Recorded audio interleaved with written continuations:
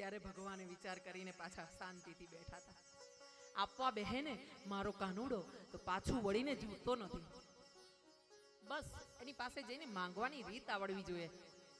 હા, એવી રીતે માંગો, આપે. અહીંયા સુદામા ચરિત્ર પૂરું થાય છે. કહેવાય છે કે જે સુદામા ચરિત્ર સાંભળે છે, પ્રેમથી સુણે છે કે પઠન કરે છે, એનું ભગવાન 10-10 જન્મનું 7 ભવનું દરિદ્ર હરી લે છે. એવો મારો દ્વારિકાધીશ છે. અહીંયા એ ગુણગાન આ લખવામાં આવ્યા છે. બોલીએ દ્વારિકાધીશ કી જય, અપને અપને માત પિતા કી જય. અહીંયા એક દિવસ સૂર્યગ્રહણનો સમય છે અને સૂર્યગ્રહણના સમયે બધા જ સ્નાન કરવા માટે કુરુક્ષેત્ર આવ્યા છે.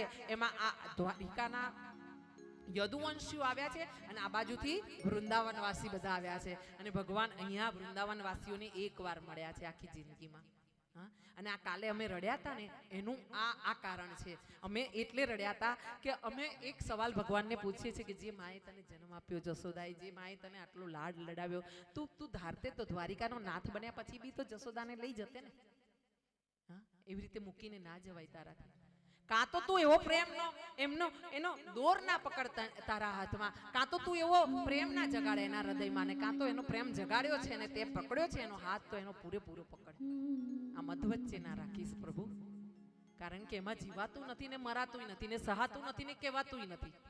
હા, કોને કહેવા જઈએ કે કૃષ્ણ વગર નથી રહેવાતું? કોને કહેવા જઈએ કે એને જોવાનું બહુ મન થાય છે? કોને કહેવા જઈએ કે વૃંદાવનમાં વસી જવાનું મન થાય છે? કોને કહીએ ને કોણ સમજે આ વાતને? હા, આ તકલીફ છે એટલે રડવું પડે. અહીંયા સૂર્યગ્રહણનો સમય છે અને 100 વર્ષ પછી વ્રજવાસીઓ પોતાના કનૈયાને મળવા આવ્યા છે. અહીંયા બધો હિસાબ આપ્યો છે કે કેટલા વર્ષ ભગવાન વૃંદાવન, ગોકુળ, વૃંદાવન, મથુરા રહ્યા અને કેટલા વર્ષ દ્વારિકામાં ભગવાન રહ્યા. આપણે ધન્ય ભાગ કે આપણા ત્યાં તો પ્રભુ 100 વર્ષ રહ્યા છે દ્વારિકામાં.